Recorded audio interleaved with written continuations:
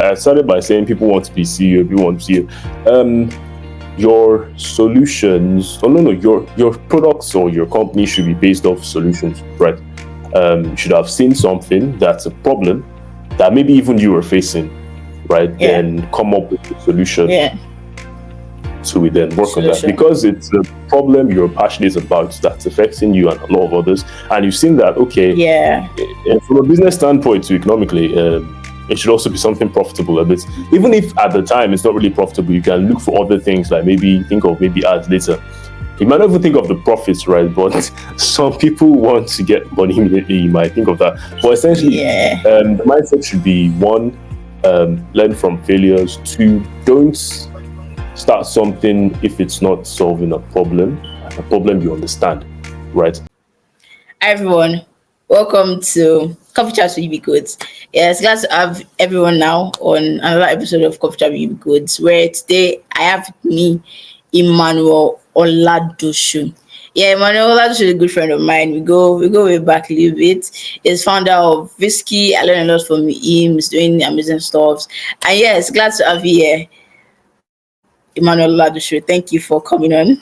And well, I know you, but then to everyone, who is Emmanuel Oladosu for the people? So yes, please may you introduce yourself. Thank you, Manuela. So I am Oladosu Emmanuel. I'm software engineer and CEO of Veskee. Yeah. Any fun facts? Well, I play basketball, I like video games. Yeah, that's it. Okay. Okay, that's nice. All right. So when did you start programming? What has your journey been like? When did I start program? That's a very well. I think that was in secondary school, SS2, when we did data processing. Yeah. I think we learned as no. Before that. I don't like classifying that because it's funny. Before that was Scratch. So most people might not really consider that as like formal or actual programming language because it was actual program because it's Scratch. But I think that kind of counts too. Yeah, so initially it was Scratch. I was around GS3, GS2 that time. It was Ujo that introduced me to Scratch. That was where my whole, thinking algorithmically type of mindset came in, right? So actual programming was in SS2 data processing. We did SQL. That was my first actual exposure to a language like that, right? Then I think proper actual programming was with Python. That was SS3 during the COVID period. That was when we had already finished the exams and stuff.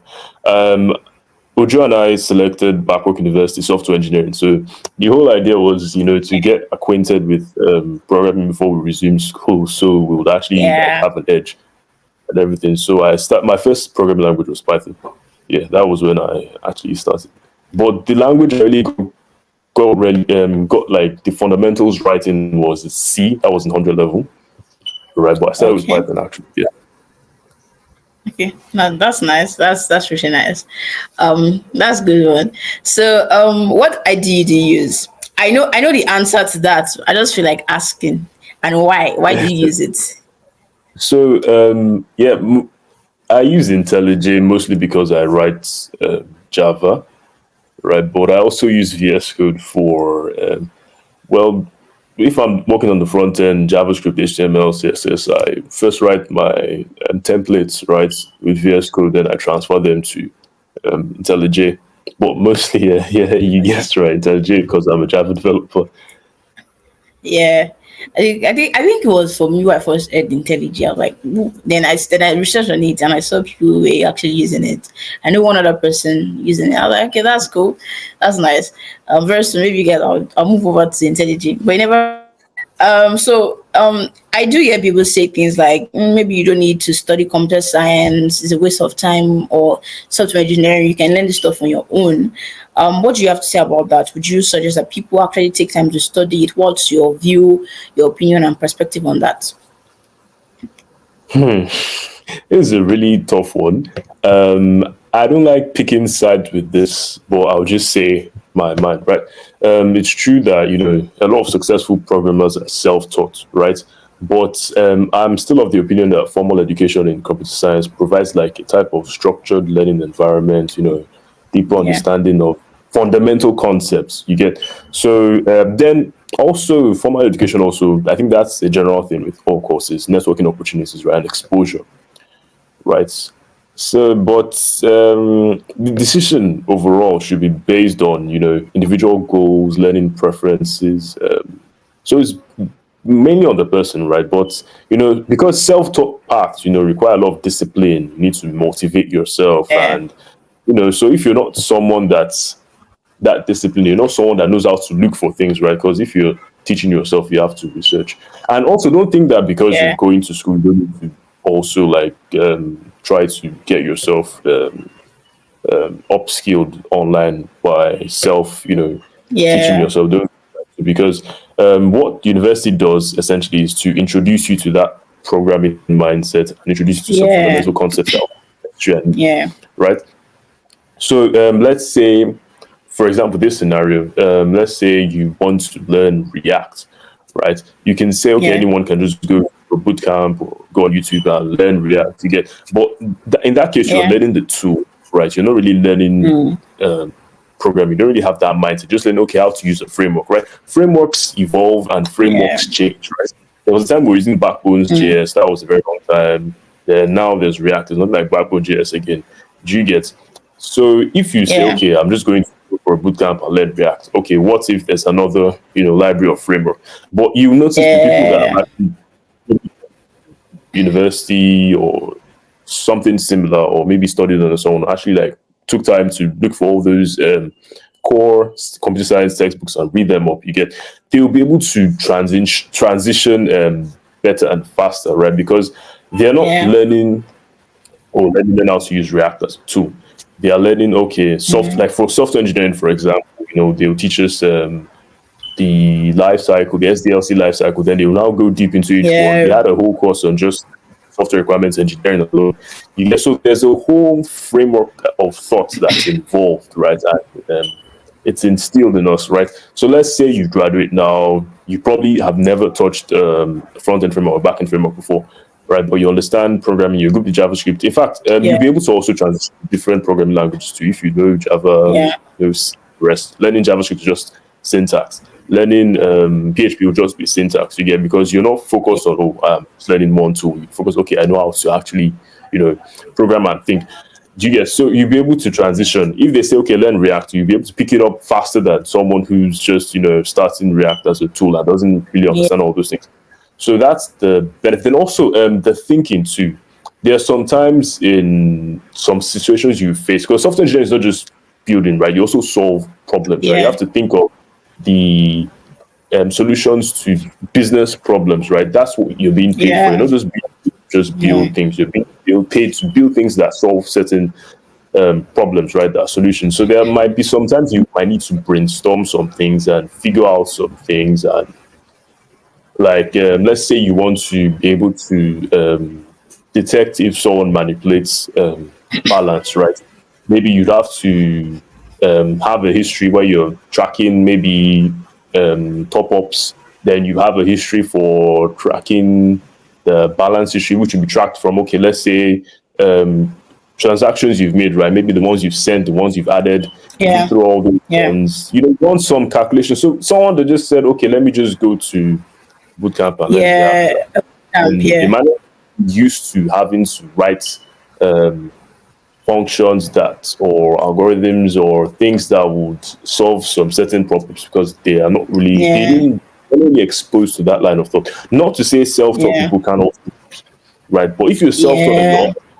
and you have proper learning, you think the difference between university and you just being regularly self-taught is just the structure, right? If you are able to get a good mentor, or maybe you are even smart enough to research and get good resources, right? It could also be a little bit comparable to university. But then also university offers a degree too, right? Which goes to say, okay, this person is teachable. So that's really it, basically. Yeah, I agree with you on that because I once requested for I think your software engineering textbook, and when I went through it, I saw that structure, I saw the depth stuff that I would say YouTube teachers, including myself, might not all would exactly go that in depth. And you really see things like, software architecture, system design, things like that. Those things are also critical. And I think that's a good thing too. So even if you're going to be a self-taught, it's also important that you look into those things, and it's not all just I learned this framework, I know how to do this and all that. So yeah, that's a good one. Right. So now we're getting to the work ethics part, because that's the essence of this talk. We're talking about, work ethics, about being a founder, and tips and tricks here and there about Java. So regarding work ethics, right? How do you define a strong work ethic in a professional setting, especially as a founder? Strong work ethic. Okay. How do I define, okay, in a professional Yeah. setting? So, um, it involves things like reliability, Yeah. accountability, dedication, and consistent. How do I explain it now? Yeah, consistent demonstration of integrity. Right, you have to always show that you're, you know, there's so. But like you said, as a founder, right? Okay, just Yeah. grabbing everything together. Right, so as a founder, it means basically leading by example, right? Maintaining transparency and fostering a culture of excellence and respect within the team, right? But in general terms, strong work ethics in the professional setting, reliability, accountability, dedication, and integrity. Yeah. Okay. Yeah, that's good. So if you're looking forward to being a founder, note that and ensure that work on those things too. So can you share an example of a time when you demonstrated exceptional work ethics in your previous roles or projects? So there was a recent. I can't go too much in details, but yeah, there was a recent Yeah, project that we faced a significant deadline. With yeah, so I stayed back. Not really, I won't say stayed back because I was I was in my house, but I was up late nights and worked over yeah, weekends too. Because there's actually most times with my friends, we always have an issue where once it's Friday by 2 p.m., we will clock out. We say we don't want to work again, right? yeah, Until Monday, even though it wasn't really like a kind of official type of thing, but basically, yeah. yeah, So technically, so it didn't really seem like a big thing because I could do it, but yeah, well, to keep my sanity, sometimes we take weekends off. yeah, But this time I stayed up late and worked over the weekend, right? Just to ensure we met our deadline without compromising on quality, yeah, right? Because sometimes if you speed up things too much, the end product or the desired quality you want might not be exact. So yeah, so I had to double up on and catch up on all those things through late nights and weekend work. Yeah. Then I also kept the team motivated and aligned with the project goals, right? Through how do I put it? Yeah, constant communication and support, right? Because how do I say? Yeah, if you want to be able to motivate people when you're working with people, you have yeah, to consistent kind of how do I say it now? The best way to motivate them is to support them and to communicate with them constantly. Sure, yeah. yeah. That support is important, and I think that's good. That's a good one. And I think you already answered two questions in one. The next question I was going to ask was, how do you motivate and empower your team members to uphold high work ethics standard? And why I wanted to ask that was because we worked. I think we worked on like one project one time, Nuvix, Nuvix U. Yeah, that time, and was working with a team, and I also know that you also you lead the Babcock Google developers team. So yeah, how do you empower your team members to uphold high work ethics standard? Just go. So I believe in open communication, right, and recognizing the efforts of team members, right. So to do that, you first have to set clear expectations, right. So like, okay, this is actually Yeah. what is expected of you as a member of this team, right? Then you provide constructive feedback. I didn't use constructive criticism because sometimes people like to Yeah. misunderstand it. So that's why I said constructive feedback. You get so Yeah. sometimes some people might do things that are not really that you don't want, or it's not good for the team in terms of progress, right? So there has to be a way you tell them, right? So you're not exactly criticizing, but you're giving feedback based on, okay, you've done this and this is what was actually expected, right? And you do it in a constructive type of way, not to demean the person or to insult the person or to make the person feel bad, right? You have to just you have to put it in a way that you're letting the person know that, okay, you've messed up, right? But it's like Yeah. kind of like an improvement type of talk that, okay, you messed up, but like you have there's a way you can improve. These are Yeah. ways in you can improve and get back on track, right? So constructive feedback. Yeah. Then celebrate successes too. Right, this one is, yeah, I think a lot of workplaces do this now. All these things like, how do I say it? There's this stuff they always put in shop, right? Is it best worker of the week or worker of the month or something? Yeah. Yeah. Work of the week. Yeah. I do see. I do see. Yeah. Yeah. So when people Yeah. do Not. That's. good things, you should commend them, right? That's what they call it, commendable actions, right? So when someone does something commendable, you should actually, celebrate their success and commend them for their work, because this would actually boost morale. They want to keep on doing, Yeah. that type of thing. So then also empower your team to maintain high standards. Yeah. This, how do I even explain this, bro? Initially I said set clear expectations, right? So you set clear expectations, then you also have to, you can't just set Yeah. expectations and then not give them. Okay, let me give an example. Let's say you expect. Okay, huh? No, let me use a simpler one, right? So by empowering them to maintain high standards, things like you provide them with the tools and resources they need, right? That's why you say empower. You don't just say, okay, you have to you don't just set expectations then leave, right? You also have to provide resources, tools, and the, how do I put it now, convenient environment, right, for them to be able to maintain those high standards that you set in Yeah. your expectations for them, right? Like I remember the time in the Vekee, we provided resources, Udemy courses, right?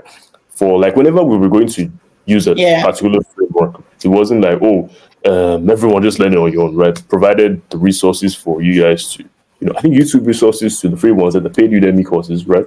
For you guys to upskill on, right? And Yeah. we also give you like some time to learn, and the projects weren't like instant or short. They weren't instant ones with short timelines, right? So there was enough time for you to get acquainted to that framework before you now start Yeah. working Yeah. on that project, right? That's what I Working on mean it. by Yeah. empower the team to maintain high standards, right? Then also encourage Yeah. ownership and accountability, right? When you do something, you need to learn to own up to it, right? So if whether it's a mess up or it's something good, right? You need to learn how to own up to your actions Yeah. and be accountable for things, right? So some people might say this conflicts with the constructive feedback thing but not really, right? Encouraging ownership is not really saying, oh, if you messed up, you tell them, oh, you messed up and you're stupid or something like that. You Yeah. get just Yeah. just encourage them to. I think depending on the environment, right? There's sometimes that you mess up and you would even by yourself be like, oh, actually, it was my fault, because you know that people Yeah. will understand, right? And then they would also be supportive. And also, if it's a very big Yeah. mess up, even if it's something very huge and everyone is annoyed at you, it's not going to be something that people will hate you for it. You get, and it's not like as Yeah. if that will now make people want to like slap of, because sometimes when people are very comfortable in some situations, they might say, oh, if I should mess up, nobody will talk. They'll not say, okay, let me now slack. So you have to maintain a kind of Yeah. balance. So open up, right, be accountable, but also because of the clear expectations you set and because of the fact that you've already empowered the team to maintain high standards, right, they would also want to keep up with that standard because they know that it's not going to be a thing of, oh, if I mess up, everyone's going to hate me. It's going to be a thing of, if I mess up, that means I'm not doing my best, right? So it would be like a type Yeah. of self-reflection type of thing for them, not really a type Yeah. of That going to that get older type of thing, but more of, oh, I'm actually not putting in my best. Let me self-improve and actually not drag the whole team down. Do you get that type of thing? So yeah, yeah. that helps motivating the team to all round to deliver, the best work. So, That's good. That's a new insight I'm seeing. Actually, I like the balance. I like the balance there.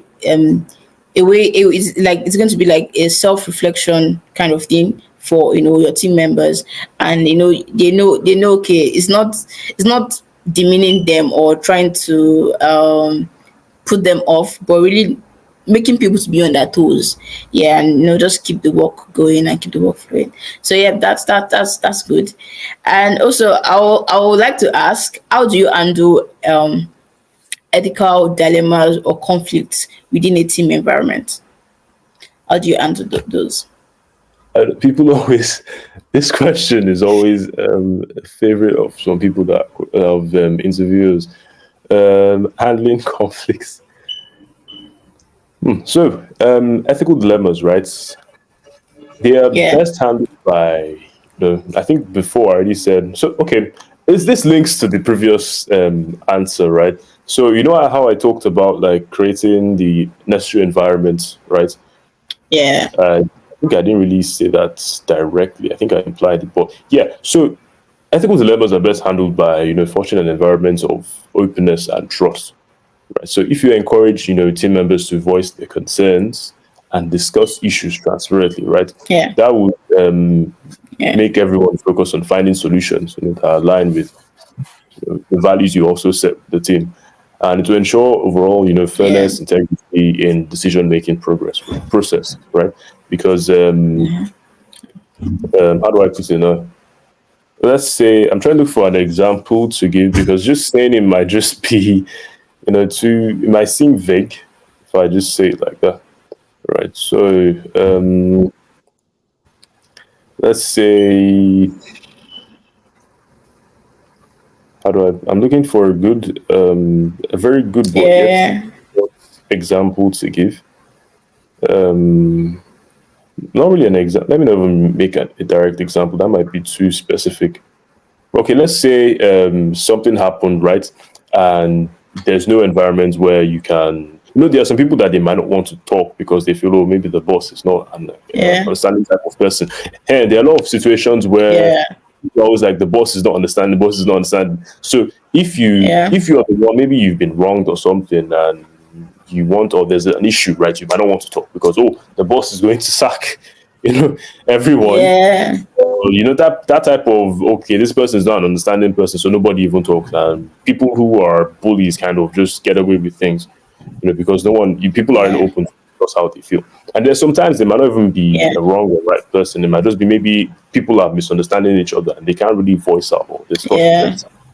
So yeah, then um, creating that type of environment will now lead to discussions, right? Most issues are solved by discussing them, right? If you keep them in, no one talks about them, they grow into resentment sometimes, from stealing misunderstandings to deep resentment of each other, right? So yeah, that environment needs to be there, right? Not just even you and your team members, right? Also within or amongst themselves, they also need to learn how to communicate openly because, okay, if they should feel a sense of, okay, if I feel offended by something or if there's an issue I'm not really agreeing with and it's affecting work related stuff, basically, I yeah, should be able to talk to this person, right, without feeling,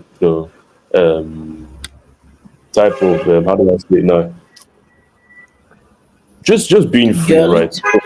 Yeah, Right. yeah, Then um encouraging them to voice out their concerns and discuss, would make, like I said before, everyone will, find, it makes everyone focus on finding solutions, right? So, Yeah. okay, you've set up Yeah. the expectations you want, along with some values that Yeah. you want to uphold, right? So, based Yeah. on that discussion, people will now, okay, look at it, okay, let's see how this aligns with this and this, the rules and everything you set up, okay. Then, based on that, they can now make like correct decision making, right, to enhance the decision process. But decisions can be Yeah. made when people don't open up and people don't trust you, right, to talk. So you compare that with the Yeah. expectations and the values that the expectations you Yeah. set, values for the team or institution or whatever, and but Yeah. you have to compare that with the um, with what they've said based on openness and the concerns that they've voiced out. Basically, you can't, if you don't have Yeah. those two, there can't be a successful decision making process, right? To just be, oh, the boss is Yeah. just dealing out damage to everyone. That's really good. And the thing about, and one thing I think conflicts can do is it can be a distraction too. Like you said, you don't want to move the focus from finding solutions. So that's a good thing in such a way that those conflicts are not distracting. The sole aim of maybe bringing people together, and that's to find solutions to something. So that's something that's not worthy. Um, what importance do you place on integrity, honesty in business? I know. So integrity and honesty, right? There, Yeah. I refer them to as or I refer them or I see them as, yeah, I see them as cornerstones of, how do I put it now? Is it maintainable, sustainable business practices, right? Overall, they build trust with clients, clients, partners, and employees, right? So upholding such values, ensures long-term success and a positive reputation in the industry, right? If you are known for being honest, you have a positive, Yeah. image, a positive reputation, and that contributes to long-term success. Also, build trust with your clients, your part. If you're someone that's always lying, Yeah. maybe it is a product and you lie about the features and or you lie about the levels, get that type of thing. And they find out, or even if they don't find out, they eventually use it. Things come out, you lie about the price or things like that. You get it to kind of like stir up mistrust, right? And that's not really good if people don't trust you. The purpose of a Yeah. brand is the trust attached to it. When you start off at first, maybe you don't really have a name per se, but as you're growing, you build your brand with trust, right? People, it's not just that people like your things, right? They just trust that, okay, this thing I'm getting from the product I'm getting from this person is going to be of good quality, right? I trust that this serves my need, right? Things like that. That's important. I like, especially when you're working with brand, you don't want people to know your brand as being dubious or being dishonest. So that's a good thing. Then this brings me to my, so that's the second to the last question. I know you've worked on other projects before Veskee, like stuff that you've co-founded or worked on. Yeah. So how did you leverage on the success or failure of those products? And I said you could mention the names of those products. Yes. Then I said, what's the mindset that you had? And you could use it to encourage others to also have that mindset. So yeah. Do you get it? Yeah, yeah. You also mentioned something about Babcock. I think you mentioned Not something yet. I've to. not said it yet. Oh, okay, okay. I thought. Now I'm not Did you mentioning did you anything say, about Korea. did you say anything about lead of GDSC previously? In the intro, I think I even forgot to correct that. I'm actually the co-lead, not the lead. Was the co-lead. I've left. Yeah. Yeah. Okay. All right. You were the colleague. Okay. Yes. I'm the Sorry. co-lead, not the lead. Yeah. So okay. Mindset.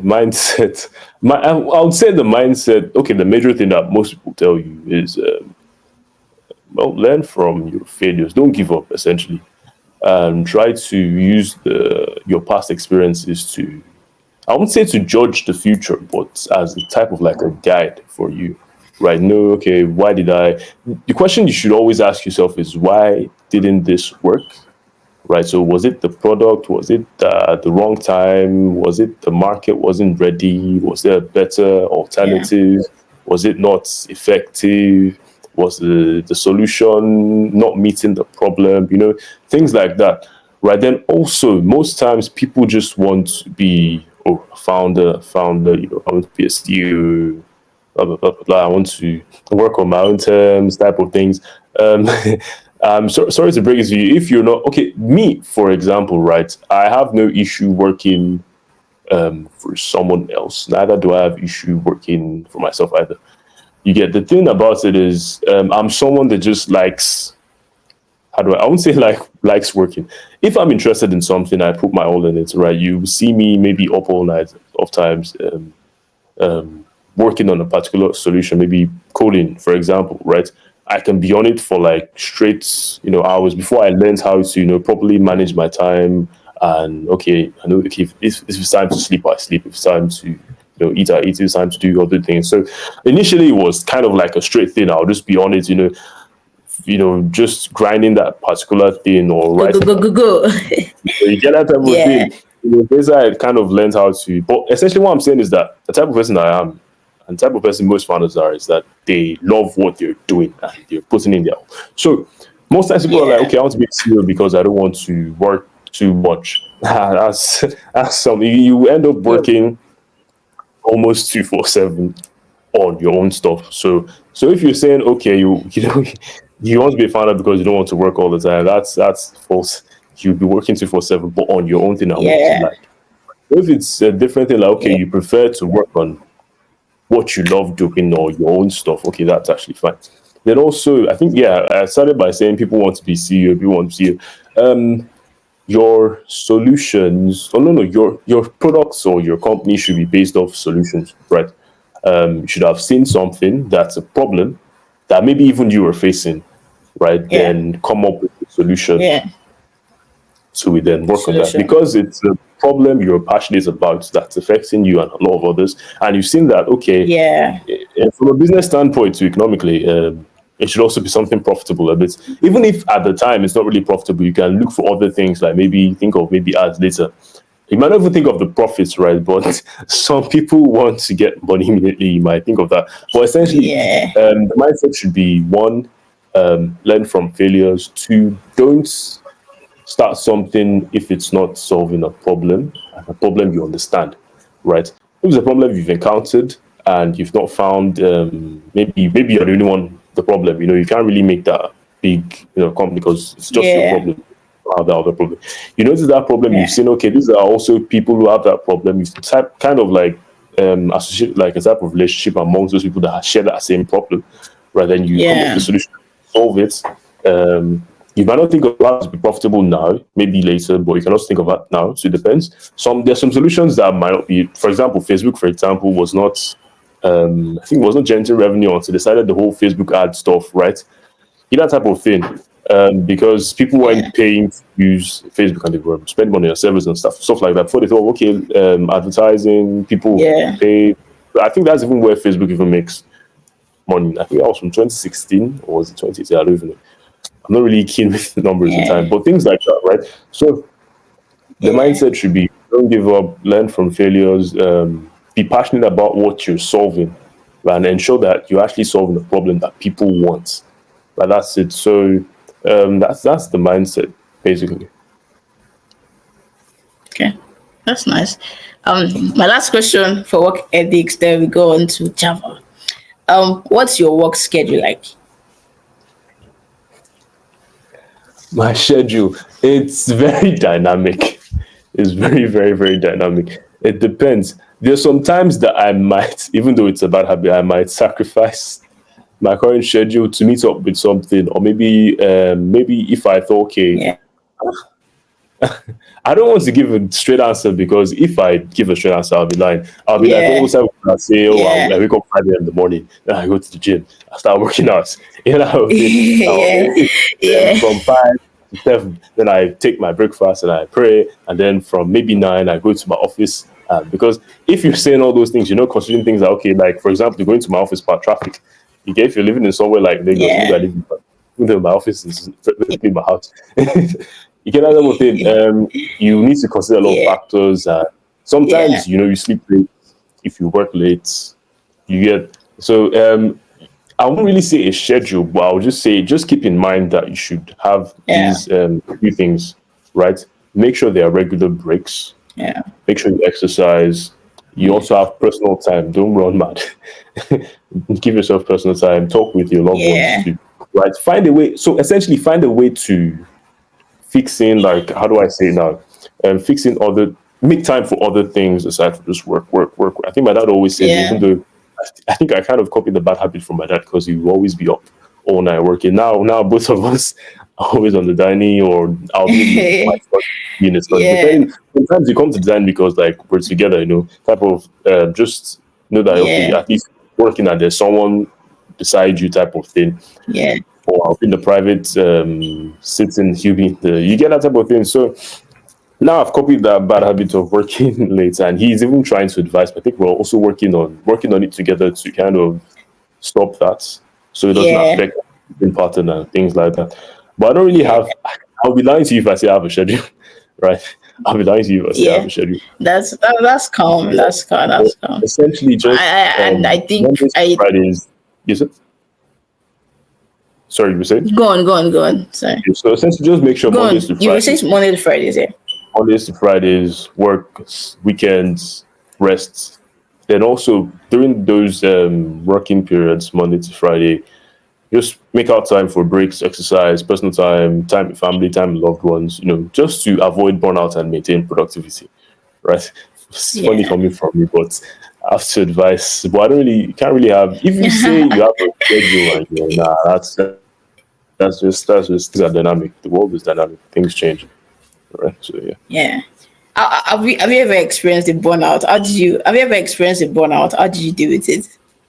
Burnout, will I classify it as burnout?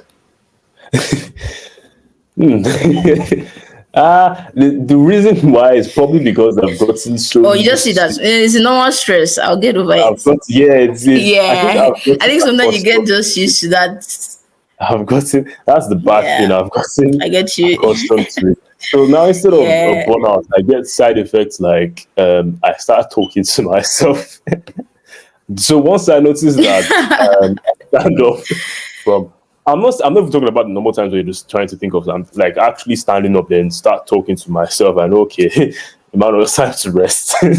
Because I will be on my system, maybe okay, two things I notice is I stop thinking as fast, right? Then I also start talking to myself. Initially, I think there was a time I was actually experiencing, well, I would just nothing, my mind would just be blank, and I would just have to go. But I think it has evolved into the next stage, and I probably need help at this point. I would just notice that my thinking process would be slow, right? I'm thinking, okay, maybe before I've already Yeah. written, maybe I've already, because sometimes I like writing down what I want to do. Maybe if I want to implement a new feature, I write down what I want to do. I write down the algorithm, then I start thinking of okay steps and everything. So maybe if I get to a particular step, a solution I've already pre-planned, right, and I want to implement it, I just start thinking about. I'm like, okay, Emmanuel, you need to Yeah. rest. It's like, okay, your brain isn't moving again. You need to rest. Then I will stand up and start talking to myself. I was okay. Okay, that's gone too far because for me to something I've already pre-planned and written down, I want to implement. I can't think of it again. Then I stand up and I start talking to myself. I know, okay, I've gone too far. Yeah. I need to rest. So I don't. Regular burnouts are not like it. I'm not trying to say I'm Superman or something, no, but it has evolved to something Yeah. worse. Yeah. Batman. Because Yeah. I'm already used to things like that. Yeah. Okay. So That's regular that's breaks pretty and calm. exercise. That's Regular nice. breaks, So regular breaks and exercises. I get that burnout thing. That sometimes you're like, I like this. I think you should just calm down a little, even if for 5 minutes, just because one thing I noticed with burnout is some, I don't know, for me sometimes coming out of it is like, oh them, that maybe I went too far, but at the same time you can't still but like still try and push sometimes. And well, it's calm, it's also good to also have that balance and make time for loved ones. That's also priority. So that, yeah, I've learned a lot from that. So yeah, let's go on to Java. Yeah, you've done JavaScript before, but then I wanted to ask, what spurred you into learning Java, working with Java? What are the what are the good things about it, and why would you stick to it? Hmm. Uh, well, okay. First, I wouldn't call it a transition. Essentially, I would just say, well, as a software engineer, you should know how to work with different, programming languages. Yeah. Once you've gotten good at one, right? I wouldn't always say, okay, it's my force to be polyglot, right? That's someone that knows a lot of languages, but Yeah. yeah, it's a good thing, right? Because you're not okay. Like for example, I don't really stick with the fact where someone says, "Okay, I'm a JavaScript software engineer," or "I'm a Java software engineer." Yeah. That's I'm not saying that says you are mediocre. No, no, no. I'm just saying it kind of Yeah. limits your scope because there are actually people who I've met that are like geniuses, right? Expert Java software engineers, and they call themselves Java software engineers. But I don't pick up that stuff because as a software engineer, you're just solving problems, right? So whether the programming language or the framework, learn how to do that, right? So if it's back end, just learn the concepts, right? You can apply that to others, right? Front end to learn the concepts. Front end is basically just rendering UI. Learn the concepts of Yeah. that, rendering, manipulating, making UI interactive, displaying it, right? Back Yeah. end, communicating with DB, services, repositories, all those things. You get so Yeah. general. Let me not go too deep, right? So yeah, so it's not like as if I transitioned from JavaScript to Java. Okay. However, it's Okay. That's okay. Yeah, let me just say it like this: I prefer Java for its robustness, right in the back end. That's okay. basically why. And then so yeah, Why you prefer that? robustness back end, right? Platform independence, community support too is also. Well, I Yeah. will not really say community support because JavaScript also has, but then the OOP Yeah. principle, right? Java is more strong. I'd say strongly principled in terms of that.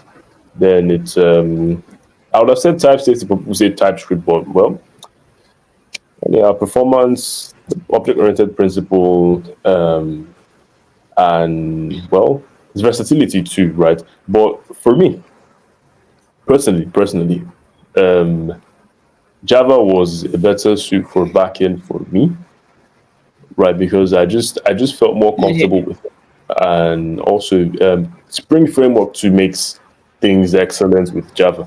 If we say Java now, people who maybe they've not used Java for developments in a long time, maybe 5 years ago or 10 years ago, might say, Java is clunky. You have to because there are a lot of PTSD surrounding it and a lot of stress. Then it's only newbies that say things like system out print dot line whatever whatever system out print line whatever whatever. You get that it's too long. But old people, or I won't say old, more experienced people might be more familiar with the PTSD that came with having to work with Java back then, right? So I kind of understand the nuances around Java, but the Spring framework has actually made things a lot more easy, convenient, especially if you're building MVC apps. Because how do I say now? So basically, I prefer building MVC apps for startups because it's easier to just whip it up, and also it's scalable too and maintainable too. But it just makes more sense, right? So essentially, you're just returning HTML templates, right? You write your code in HTML, then you have a templating engine, Timeleaf. You can pick either Timeleaf, this other one, Mustache, and GSP is the one most people are familiar with, Java Server Pages, right? So to use, right, to bind your template to your controller, stuff like that, right? So essentially, it's kind of easier, more secure, and well, I won't say easier. Most people might not find it easy, I need to look for how to say it in a way not to because if I should say it in my own terms, to me, because I find structured things a lot easier. When I say easy, I don't really mean easy to learn or easy to use or easy to, I mean easy in terms of the structure it provides, right? Spring Framework handles a lot of things and they have a lot of, how do I say now, a lot of projects under them, not really libraries, projects, because they're big things too. Spring Boot 2 for easy bootstrapping of projects, Spring Web, Spring Data GPA, templates images like Tiny for the rest. It just makes it softer. So I just looked at the Java ecosystem, or let me say Spring ecosystem. I'm like, I'm picking this over JavaScript, right? So I still write JavaScript on the front end, right? Depending on what I want to do, because but sometimes I use HTMX too. Depends. So it's not like as if I moved away from Java and said, "Oh, bye bye to Java." So I just prefer Java because the applications I build mostly are MVC applications. Spring also has very good support for REST APIs, which I also build. Right, it's just that for I would say not really majority, but maybe 50% of my projects, or more than 50, yeah, more than 50% of my projects are MVC currently right now. They made in our REST APIs with this Angular and Java Spring Boot, you get type of thing. But yeah, essentially the whole Spring ecosystem was enticing to me. That's why I moved. Right. And I already learned Java. I learned Java in university, right? And I picked it up from there. Although I learned JavaScript before Java, I learned JavaScript 100 level. Java was 200 level. Second year 100. First 100 level was first year. Second year is 200 level, right? So it was a year before, but I just preferred it. And I already had a very good, solid background in C, right? And previous experience for even entering university with Python, right? And I just thought, Yeah. oh, JS is object based, not really object oriented. Java is stronger. The type safety, it's not a scripted language, it's a compiled language. All those extra, whatever. Man, it's easy to whip up. And then again, when I say easy, I don't mean easy to write. I mean well structured, and it makes more sense for me, right, to whip up a project with Java Spring Boot. You get, so that's the whole Java stuff, right? So yeah. So then actually, to be very fair, right, it was also my research into, I was getting the buzz of I was hearing the buzz of enterprise applications. I just wanted to know. I found a lot of enterprise,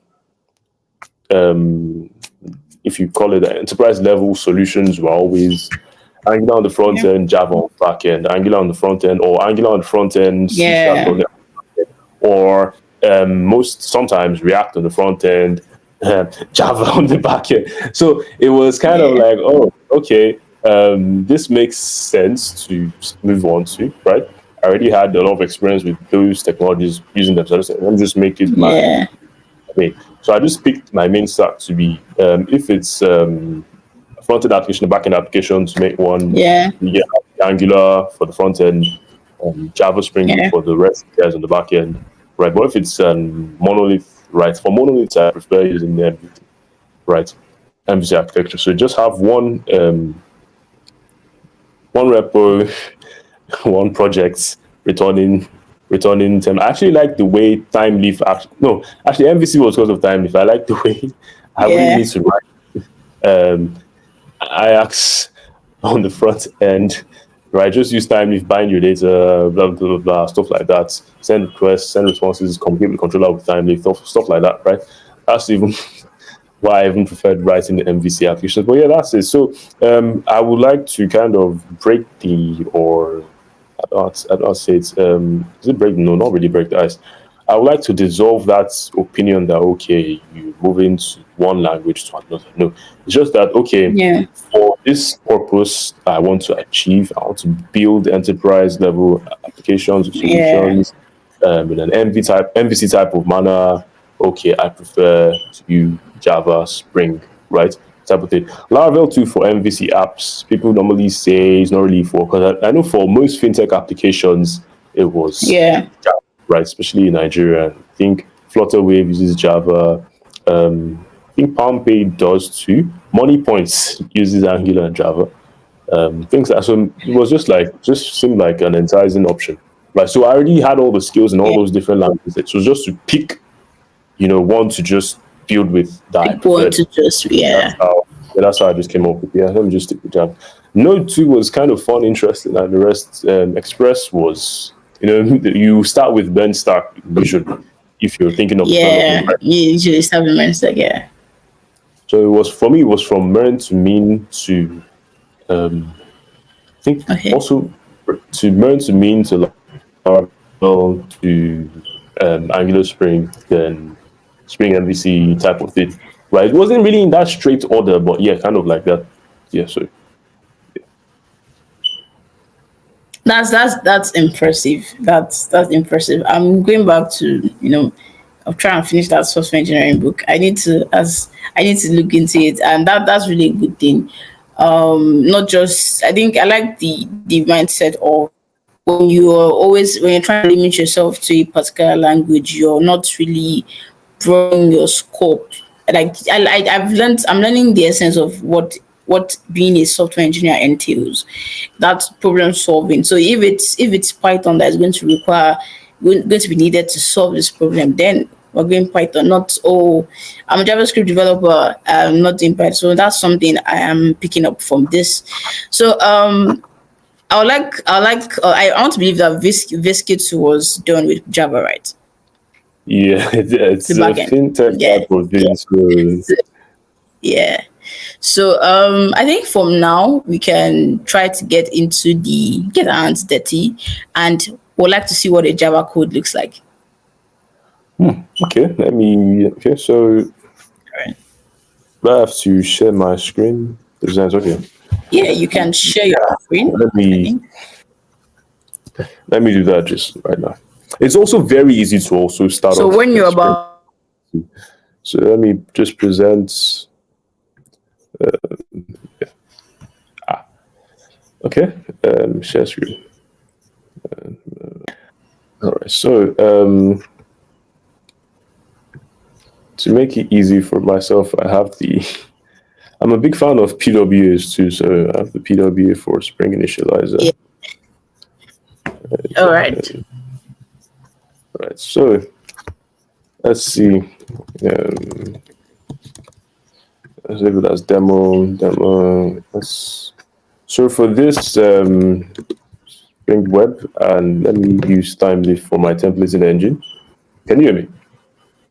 Okay. Yeah, I can hear Can you. I you hear can me? hear you. So let's see. Yes, I can. Yeah. Right. So we have that. So this Spring initializer, what does it do? What's the essence? Okay. Yeah. So What's it it's like? it kind of helps you in a way kind of bootstrap all. So essentially, I Yeah. think instead of having to look for all the jars you need and put right, you just whip up this with the dependencies. I'll show you how the pom.xml file looks like too. So it's like, how Okay. do I say it now? For you to start, you need some things. Let's say you want to work with DB now, you need to get Spring Data JPA, right? Then you Okay. also need to get the driver for the DB if you're using PostgreSQL driver. Um, Okay. then other things too, annotations, you require Lombok, different things. Even you want to use Spring AI too. I think they have, Yeah. yeah, they have Mistral, Azure, the OpenAI supports all those other dependencies for it. So it's just to like bootstrap your project in a way. So you can Yeah. just have things to use. If you want to use Vaadin 2 for your front end, right? That's writing UI in pure Java. You can do Okay. that. Wow. Bring Wow. security That's nice. to this year and off two clients. Yeah. Then depending on the Okay. yeah. So yeah, it's just to bootstrap your project essentially. Right. It's So pretty that's robust. I like it. this.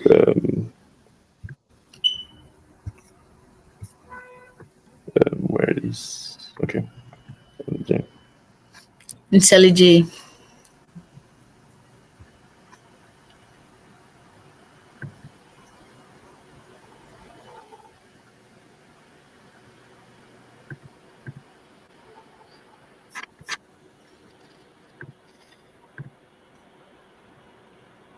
Okay. Let me rebuild the project. All right. So Let me Yeah. let's back up my chair so I'll be able to, because the laptop was in my face. Yeah. All right, so Yeah. let's say you want to. Should I show you the first way first? Okay, let me show you the MVC way of doing things, right? Okay. You want to do that, you create HTML file. Let's call this hello. All right, then let's For add those who don't know, what's an MVC? model view controller. It's basically the architecture. Okay. So in an MVC architecture, instead of returning endpoints, you're returning Yeah. endpoints form of response entities, right? You're returning Yeah. templates. Then you find. I'm going to explain it Okay. as I do this. Let me just. Okay. So, All right. is it kind of interesting? To view. Oh, leaf.org. Right, so we can call this hello page. And we can say, okay, let's call this an H1 tag. And puts, let's say, th equal text.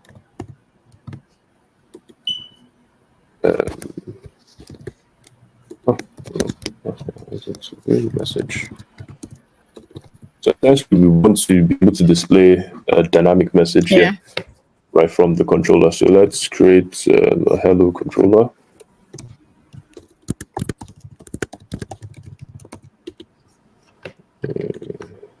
So if you're using MVC, you just annotate it with controller instead of, Yeah. then you also put the mapping, request mapping, the path that you want to pass through. Let's say, what should we use? Let's just say hello. So if you navigate to Yeah. this, you have a method for displaying that page. String, what should we say? Display hello. Right. So return okay, we call it hello. Return hello. Why didn't this thing just okay? Hello. Right. So before, okay, I'll show you two ways for MVC, then one way. Not only two ways for Yeah. MVC. So let me just before we even get to this whole message, but let me comment Yeah. this out there. Show you just let's each one call this hello. Right, before we do that, let's try this one first. So essentially what this is going to do is going to, when you navigate to this path, it's to return Yeah. this. Okay, I forgot, because there are not many functions there to get mapped into. So assuming we say, okay, let this be MC. Okay, let's say we want to Yeah. make this show something else, right? It could be, if you want it to be just slash hello, right? This will do fine. But if you want to be something like slash Yeah. hello slash message, right? That means, let's say you have multiple functions, you want them, and all of them are on the Yeah. slash hello path. So slash hello Yeah. slash message will return the page. But let's just do with slash hello first, right? So Okay. we have this returning hello. So we've commented out this dynamic one. Let's do the non-dynamic one. Right, so let's run this. Right, I think it's really, this started. Yeah, started at so let's go to slash hello. Ah, see me. Okay. So again, it's local slash Okay. 88. That's the port number. You Okay. can also change the port number if you want. So yeah, you can see slash Okay. hello is hello. So if you Yeah. want to dynamically render that, you can just comment this out. So now, for that, we will need to find a model to it, right? So we say model, right? Whatever we want to call it here, model, right? So it's be model dot add attributes, right? Then we Okay. call this. So let's say we can say this to be like a direct string. We can say hello, how are you, right? Or we could also say no, not that word. No, not word. Sentence. Hello, sentence. Sentence equals. Then we could get this right. Let's call this bracket 2. Let's call this Yeah. one bracket 1. Right. So Okay. let's say we want to add the stuff here. Let me just say message 2. Then we will now put sentence hello sentence. Yeah. Right. So this is going to wherever there's Okay. message 2 to put this message 1, we'll just put this in. Right. So Okay. that's add for message 2. If I may ask, Yeah. what's the teamleaf.org? What's the essence? What's it about? It's a templating engine. You Time know, leaf, if yeah. you've worked with things like Laravel, you would have had experience with Okay. Blade. I think with EJS Okay. too, right? EJS Okay. is for Express, right? So it's basically Yeah. something like that. So it's Okay. like instead of normally you need to like write Ajax requests and stuff like that to be able to display. So Yeah. it just limits the use of JavaScript on your front end. You just Yeah. use a Yeah. template to bind directly. Okay. Right. So let's Okay. check That how makes that sense. would look like. See, so we have hello how are you 1, hello how are you 2, Yeah. and message 1 and message 2. Right. So but if you want to do it in a type of REST way, you can just call Yeah. this REST controller. Okay. Right. Then instead of having all this, comment this out. Right, I remove. That's not really a need for that, is it? Just you return a string directly, string of hello. Hello, it's me. Or we could say hello, it's me. Right. So what this will do is to just return the string Yeah. directly instead of here. Yeah.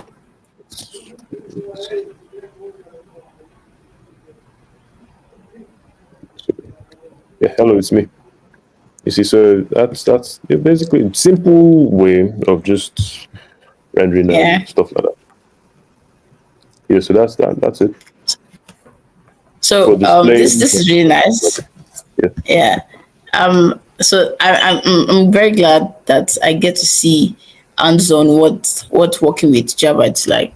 So it's what interesting. I've learned now is you said what? So this is just like the tip of the iceberg. It's like just baby Yeah, stuff. yeah. This is. But I'm glad that okay. I'm seeing what it looks like and all. No, So at least I know what the team leaf is about, and I'm intrigued why I don't know why I like things with UI. And in the when we were setting up the Spring initializer thing, I know I saw something that helps enables you to put use you see use Java for UI. I know I can't was I think it was var something. Aladdin, yeah, Yeah, that was where we're going yeah. through, and I see that it's quite robust, and I've learned a few things. I'll go over the video again. So, if you start seeing Java tutorials, I've been influenced positively. So I think I like it, and it's something that is really a good thing not to. I'm not restricting myself anymore. I think I would confess I've been in the party of I'm a JavaScript developer. I don't do Python. I don't do any other thing. But and now I have a better view to it. And yeah. So I think to round up, I'll ask two last questions. What best practice do you follow when writing clean and efficient Java code? Okay, general best practices, right? Um, Yeah. before I even start, just know that Java is crucial for maintaining readability, scalability, and Yeah. performance. So when you're writing Java, you have to ensure that you're actually writing, because you can be writing Java that's messy, right? So we're always told to be reminded of this: maintaining, man, it must be readable, scalable, Readable. and Yeah. right, because that's the essence of Yeah. writing Java. So if it's not that, even if you're Yeah. written If Java, it's not that, then you're it's no. not Yeah. yeah, yeah. Yeah. So And general best practices, and right? You yeah. have to follow naming conventions, I think, right? Then writing readable code, right? Consistent Yeah. formatting, right? Your Yeah. coding style. You have to develop. Okay, most times you might see some teams, maybe a team takes over this, or maybe one person goes and trying to Yeah. kind of work on another person, right? You need to consider things like your coding style, right? So think the way you indent, your spacing, brace placement, all those type of things, right? There are sometimes maybe you like to maybe use camel case for some functions. You might decide to use some other things, or maybe you get that type Yeah. of naming convention, and that type of your Yeah. style, right? Has to be consistent all through. Not that, Yeah. because once one person is maybe reading a module of maybe what you built, and they move on to another side, and then it's a different thing. And like, the person has really spent time trying to get Yeah. accustomed to how you write, and then now go to another side. It's a different style you're using. It becomes funny. Yeah. Then also dry principles, right? Don't repeat yourself. So essentially avoid code duplication, right? Modularize your Okay. code to, like, how do I explain that? Reusable Yeah. methods, right? Or classes, right? That you can just plug in. Right. Then also the keep it simple, stupid. There are different variations of KISS principle, right? There's keep it Yeah. simple, stupid. It's an insult as per idiot. Keep it simple. Or and there's also keep it simple, stupid. Yeah. As that means Yeah. you should keep it simple, stupid, like stupidly simple. Yeah. Yeah, but essentially what Okay. it says, avoid unnecessary complexity, right? Break Yeah. down complex problems into simpler and manageable parts, right? Don't say because the complex problem you have to write complex code Yeah. for it. Complex code. Yeah. That's Then that's that's good. efficient coding practices could be things like I want to kind of like show a kind of like distinction. I don't want to say all of them together Yeah. because Yeah. they're not really general best practices said that. Then coding practices that I believe will make you that are efficient, or I believe will make you write efficient code, right? That's why I put Yeah. the kind of discrepancy between them. So optimize data structure. This is why Yeah. DSA is very, very, very meaningful, right? You need to Yeah. understand Important. operations, timings, space complexity of those operations. You get, so okay, if I'm using an array list, this is why. If I'm using a set, this is why. If I'm using a linked list, this is why. Then also there's some things like that. You get structure and everything. So you Yeah. to now like determine why you use this for which use case you get. Then also Yeah. minimize resource consumption, right? So try how do I say it now? You need to resources like file handling, database connections, network sockets.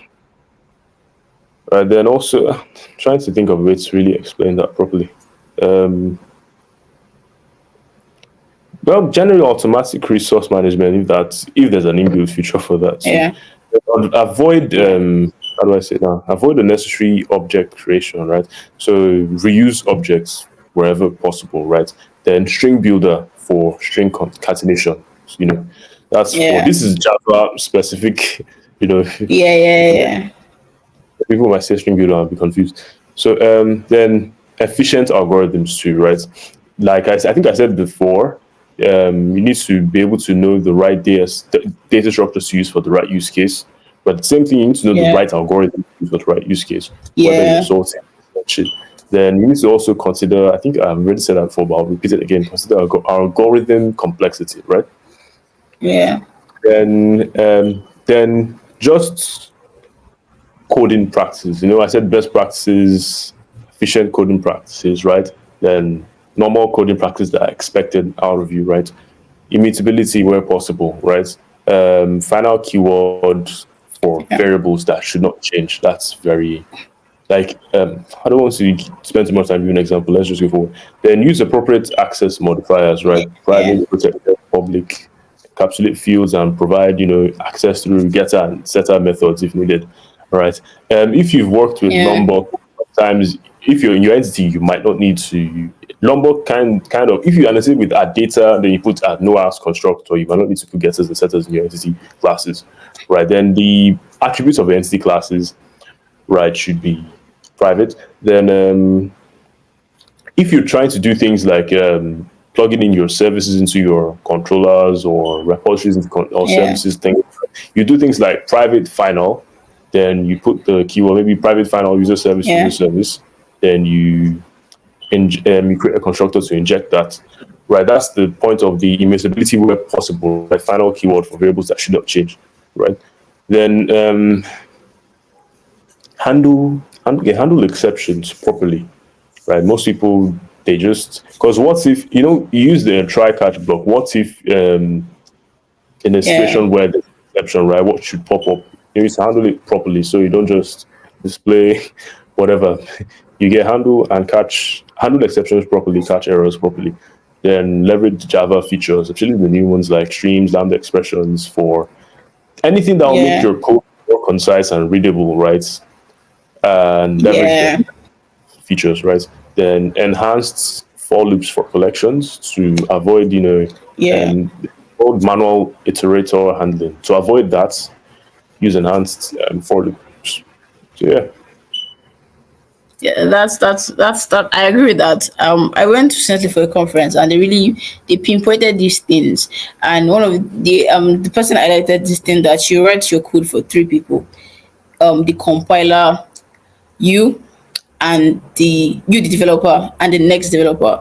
And it's also important that you are not prioritizing flexibility, over maintainability. You want the code to be maintainable, you want it to be readable. So it said make it work, make it right, and make it fast. You're trying to put those things into taking note of those things also when building applications. So I think that's really good. So the question is I've been watching Veskee, and I would say it's impressive. And I really see it's impressive in sense that it's also something like there's a solution that's been solved. I'm not going to put the T, but I want you to talk about what led you to building Veskee and its use cases. And yeah, let's market Veskee. We need it. I think a lot of institutions too would find it useful. So yes, what led you to developing it, and what's the use case of Veskee? so essentially, it was my own personal issues in school with buying things, right? I wouldn't mention the Yeah, banks that gave me help yeah. because I don't want everybody to do. But majorly almost all, Let's ask them. right? But go I on. was I was frustrated as I don't want Yeah, to use a bad word, but I was frustrated in school a lot. Right? I would go to buy something. It's either it won't send or it will send to drop from my side. and They yeah, won't receive it. yeah. They Those won't type of receive it, those issues. things. Or sometimes you Yeah. just be hungry, you're coming back from class. I've forgotten.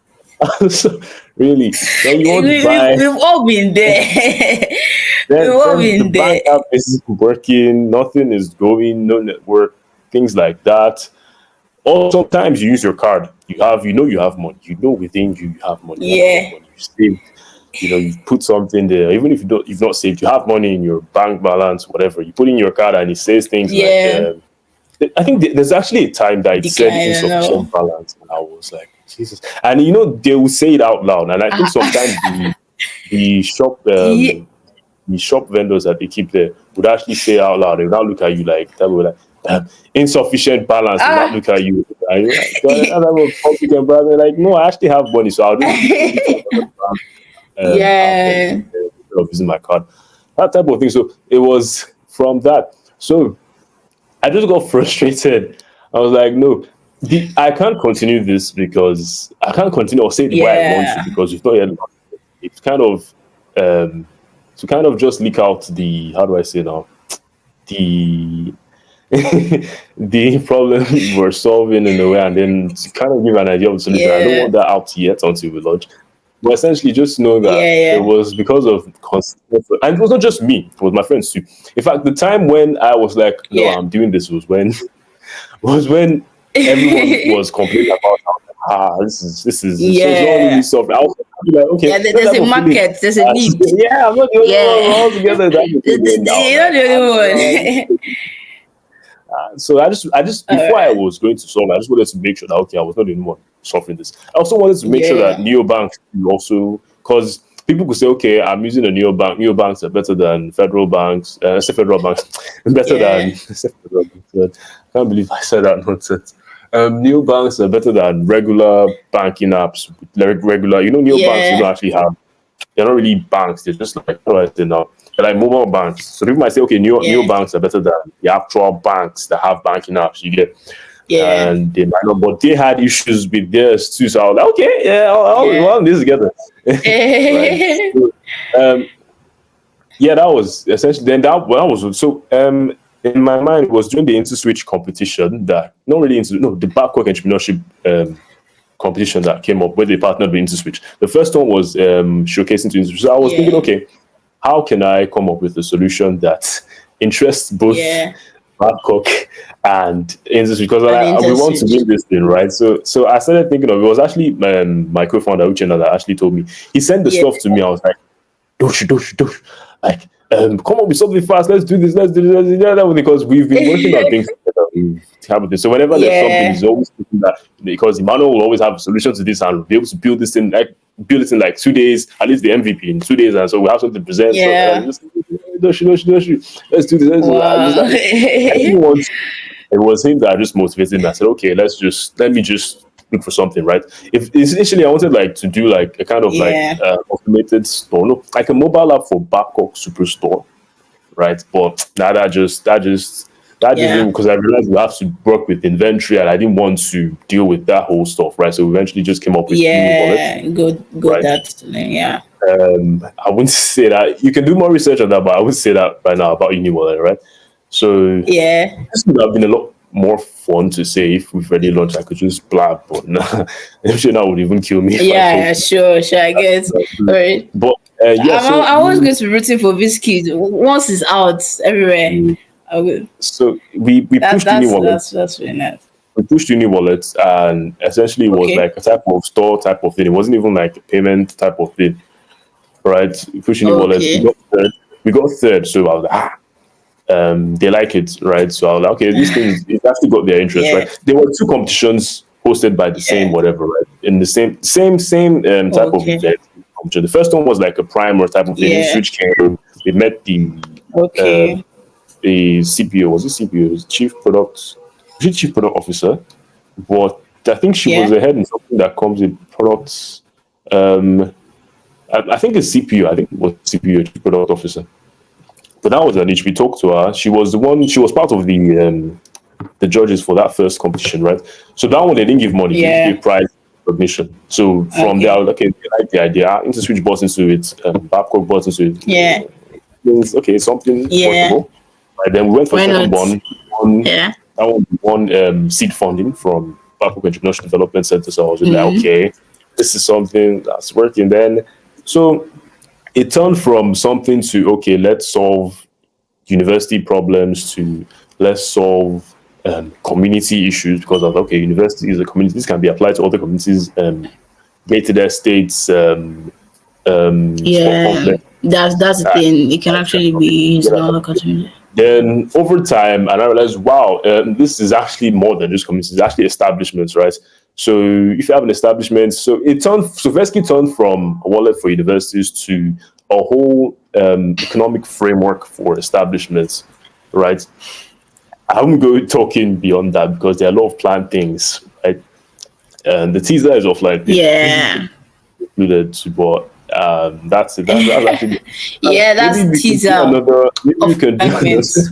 Maybe we can do another like talk where Yeah, sure. Sure, why not? yeah, but for now, Yeah. you get so yeah. It's calm, it's calm. But really, I've been getting the teaser, and I'm like, whoa, it's, the market need is massive, and I like that really.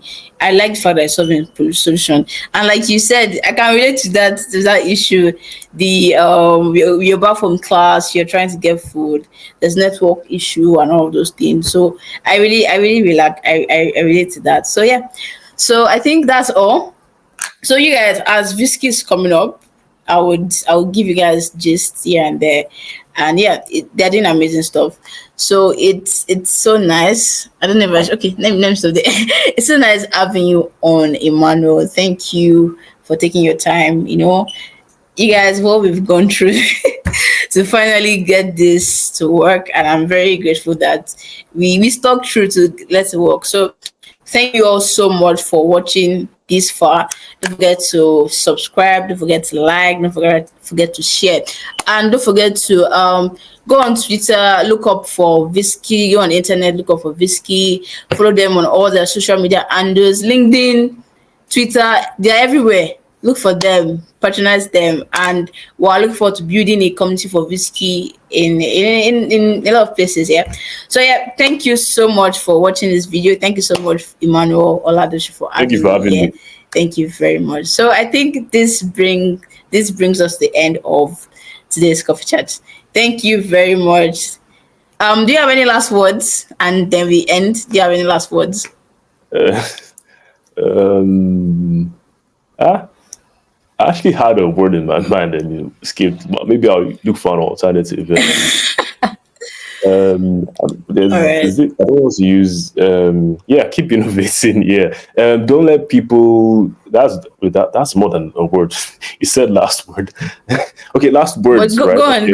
good. Last Keep sentence. innovating. Don't let people kind of tell you you shouldn't do stuff or tell you things have already been done, right?